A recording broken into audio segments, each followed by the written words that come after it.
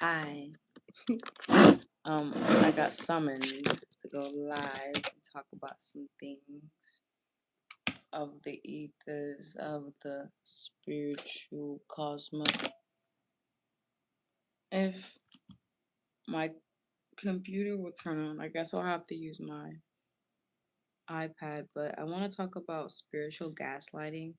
It just came in my head, spiritual gaslighting, and I think I've had experiences with this, but I'm going to look it up first so we can have a definition at hand because I know it's a real thing. Um,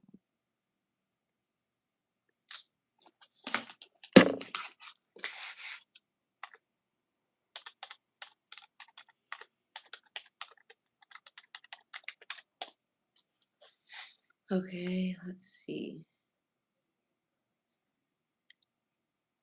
So this is giving me an example of it, what it would be in churches. So I guess that's a good example.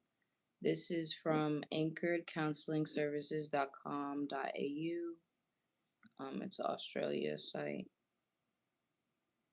The title of this article is I Don't Know What to Believe Anymore, The Impact of Spiritual Gaslighting, uploaded May 17th, 2024.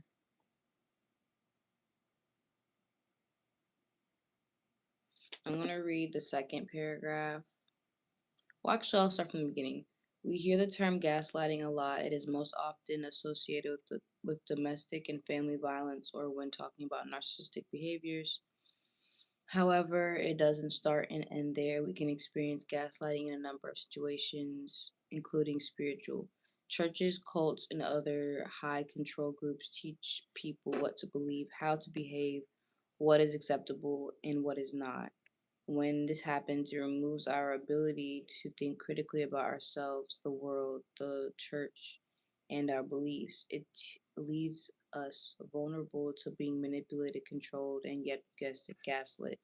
And it's crazy because this is why another reason why I promote sovereignty in your spiritual walk and just sovereignty in general. Like, that's my whole thing, like spiritual sovereignty, physical sovereignty, like sovereignty, freedom, being able to choose what you believe in and actually believe in it, and it's not influenced by higher ups that are controlling your reality. It says, what actually is gaslighting? The best way to understand what gaslighting is by looking at where it originated.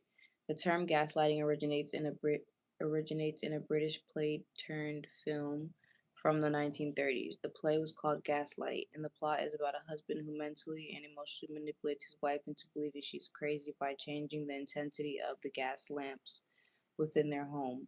He does other crazy making things like knocking on the walls or moving / disappearing items around the house. I've heard of this. Thank you. It says he was so persistent in denying her reality that he eventually convinced her that she was crazy.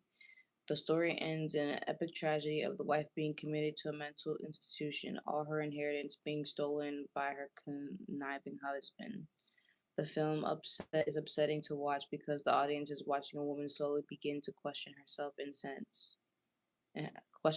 her sense of reality.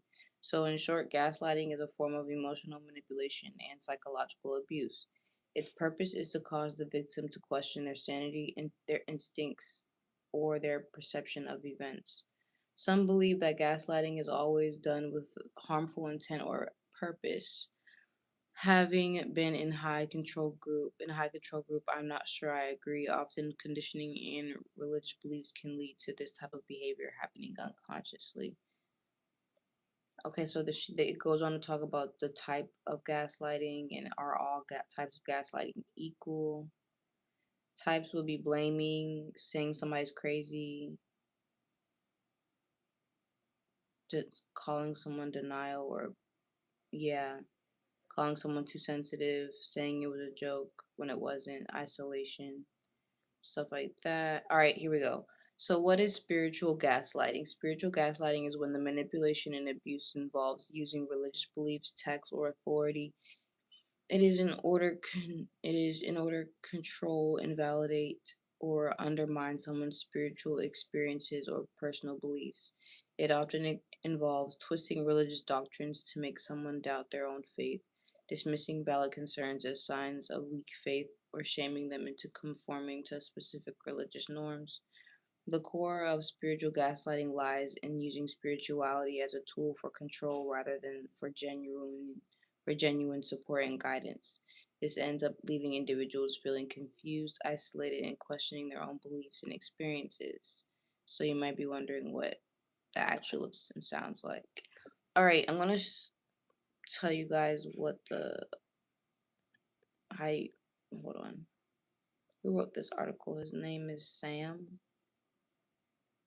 or her name is Sam, and the website is anchoredcounselingservices.com.au. But yeah, spiritual gaslighting is a real thing, and I want to go over the tactics that even regular normal people can use, because I feel like I've been spiritually gaslit throughout life in general, through by friends and family.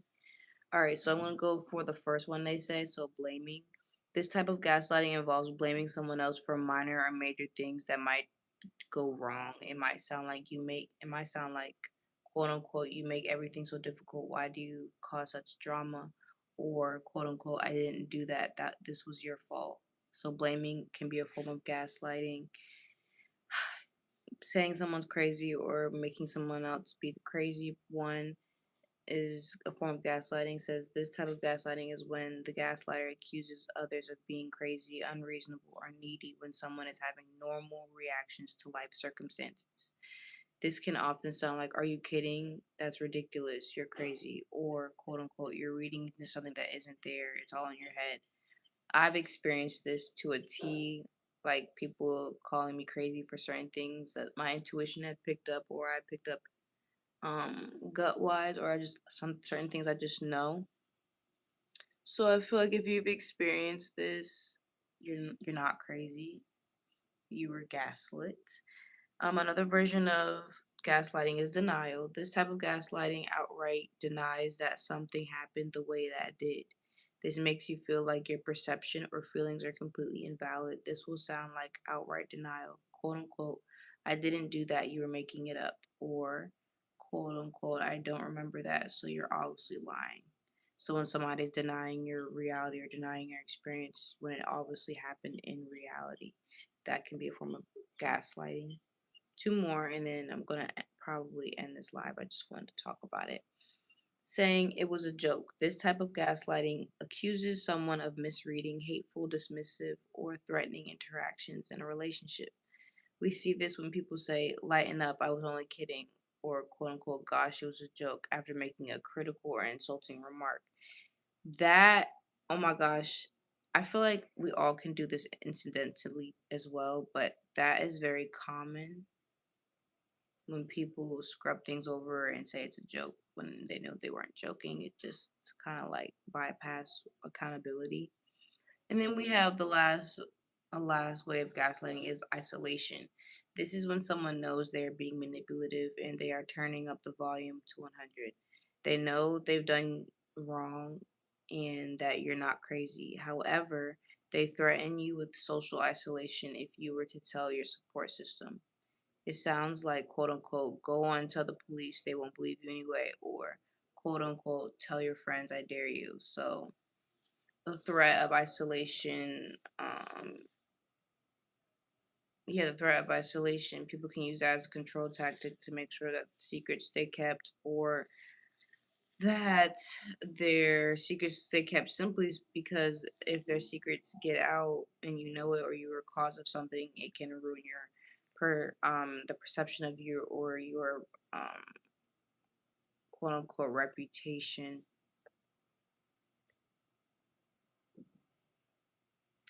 But other ways you can spiritually gaslight is twisting scripture to manipulate the masses, dismissing valid concerns as a lack of faith, shaming or guilt tripping, claiming to speak for God. Mm, this has some nuance. I don't feel like reading it, but I feel like everyone has a direct line to God. Some people use it, some people don't. But that's just my belief. But I look crazy. I love you guys. I gotta go. Bye.